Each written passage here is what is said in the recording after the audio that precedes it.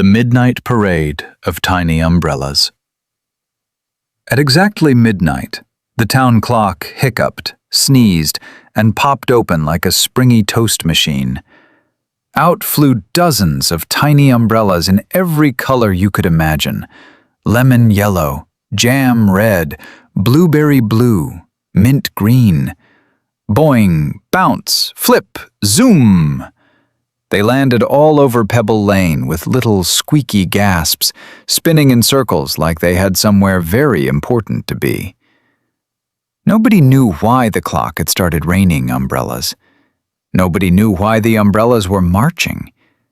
And nobody, absolutely nobody, expected the smallest umbrella of all to be in charge. Picture this: silver moonlight on sleepy rooftops, windows glowing soft and warm, flower boxes nodding in the cool breeze, and right down the middle of the street came Tilly, a tiny striped umbrella with one wiggly handle and a brave little bounce. She was supposed to lead the midnight parade of tiny umbrellas, the biggest, twirliest, happiest event of the whole moonlit season. The parade happened only once a year. It brought gentle sparkles to the gardens, happy dreams to the children, and shiny dewdrops to every daisy in town. There was just one problem. Tilly had lost the parade map. Not misplaced it, not folded it wrong. She had accidentally used it to fan herself after running up the clock stairs, then set it down on a muffin cart, then watched in horror as the map floated away under a pat of butter and slid right into the bakery delivery basket. "Oh, crumbs," Tilly squeaked. That was the silly mistake. The very first float had not even rolled out, and already the leader of the parade had sent the map on a secret bakery vacation. Behind her, the other umbrellas began murmuring in tiny, flappy voices. Pip, a polka dot umbrella who loved dramatic gasps, nearly fainted into a flower pot. Boomer, a round orange umbrella with short legs and endless confidence, puffed himself up and said, "No map? Perfect! Adventures are just organized accidents." Dot, the neatest umbrella in the parade, stared at the moon, then at Tilly, then at the street, as if a proper answer might be painted somewhere on the cobblestones. But then it got worse. The bakery delivery basket started rolling downhill. The basket wobbled around the corner, pulled by a sleepy tricycle with no rider, only momentum, muffins, and destiny. The missing map was peeking out from under a blueberry bun. Tilly gasped. Pip gasped louder. Boomer gasped so hard he turned inside out for 1 second. And then the chase began. The tiny umbrellas zoomed after the runaway basket, bouncing over pebbles, slipping under benches, ricocheting off lampposts with little pong sounds. Tilly led with determined hop-hop-hops. Pip spun like a nervous top. Boomer shouted directions that were wildly confident, and mostly wrong. "Left!" he cried, pointing right. "Faster!" he cried while stuck in a puddle. "Dignity!" he cried as a cat watched them with sleepy confusion.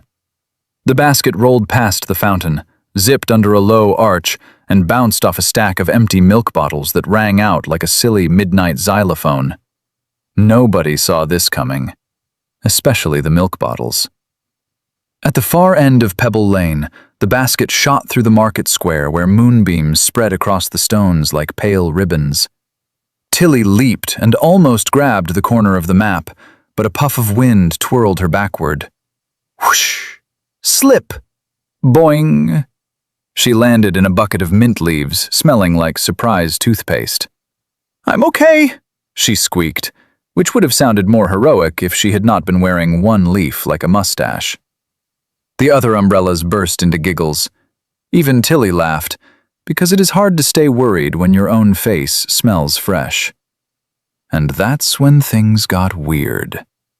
From the top of the old statue in the square, a sleepy white owl blinked one eye, then the other.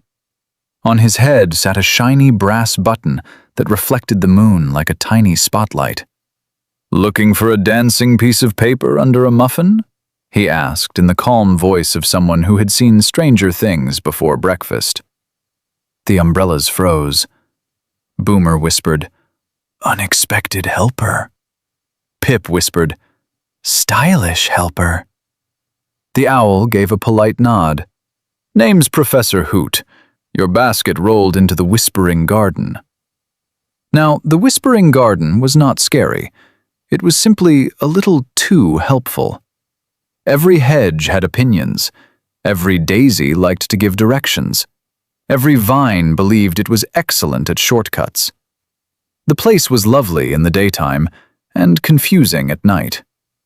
Still, Tilly thanked Professor Hoot, and the whole parade rushed through the moon gate into a garden sparkling with dew. Leaves shimmered. Pebble paths curled in loops. Bushes rustled as if they were sharing secrets. Somewhere ahead, the bakery basket bumped over stepping stones with tiny thud-thud-thuds. "Straight ahead," whispered one tulip. "No, curly left," insisted a hedge. "Try a graceful zigzag," sang a patch of clover. Tilly tried to listen to everything at once and immediately led everyone into a rose arbor, out through a pumpkin patch, around a fountain shaped like a fish, and directly back to the same moon gate they had entered 3 minutes earlier. Boomer stopped so fast he bounced backward into Dot. Pip stared at the gate and whispered, "We have been tricked by landscaping." But wait. On the second try, they followed the smell of blueberry muffins. On the third try, they followed a line of sugar crumbs. On the fourth try, they followed Boomer's very reliable umbrella instincts, which led to a bird bath and a polite frog. Finally, Professor Hoot swooped overhead and pointed with one wing. "There!" Beneath a low arch of ivy sat the runaway basket, one wheel spinning lazily, muffins tilted, map corner fluttering in the breeze like it was waving hello. Tilly hurried forward, heart bouncing. She reached for the map. Then the garden sprinklers turned on. Pshh! Water puffed across the paths in glittering arcs. The tiny umbrellas squealed and popped open on instinct. Instantly, every one of them lifted a little in the spray and skated sideways like soap bubbles with handles. Pip spun into a lavender bush. Boomer surfed on a stepping stone, shouting, "I meant to do this!" Dot clung to the basket with both tips and slid in a perfect, panicked circle. Tilly snagged the map at last, but the water blasted her upward, and whoosh! Up she went, floating over the hedges while clutching the precious paper. For one bright, silly second, it looked amazing. Moon above, garden below, tiny umbrella leader soaring like a determined kite. Then everything went wrong. A bigger gust of wind rolled in from the hill. It caught every open umbrella at once. The whole parade lifted, wobbled, and drifted across the garden in a tumbling cluster of colors. "Formation!" shouted Dot. "Emotion!" shouted Pip. "Snacks!" shouted Boomer as a muffin tapped him on the nose. The parade floats, left waiting by the town clock, had begun to move on their own, too. A ribbon float bumped into a lantern cart. The lantern cart nudged a music wagon. The music wagon played 3 cheerful notes, plim, plum, ploof. And suddenly, the official midnight parade was heading the wrong way through town. Without its leader, without its order, and with a rubber duck sitting proudly on top of the mooncake float. Tilly looked down and gasped. If the parade rolled into the sleeping side of town, it would miss the dreaming bridge, the dewdrop corner, and the Moonflower Gate, the three places that made the whole celebration work. No bridge sparkle, no dewdrop shine, no moonflower bloom. The children would wake up with ordinary dreams. The daisies would look slightly less fabulous. The whole town would feel as if it had forgotten a smile. Tilly's tiny umbrella heart drooped. This was all because of one lost map, one runaway basket, one windy wobble. Professor Hoot glided beside her.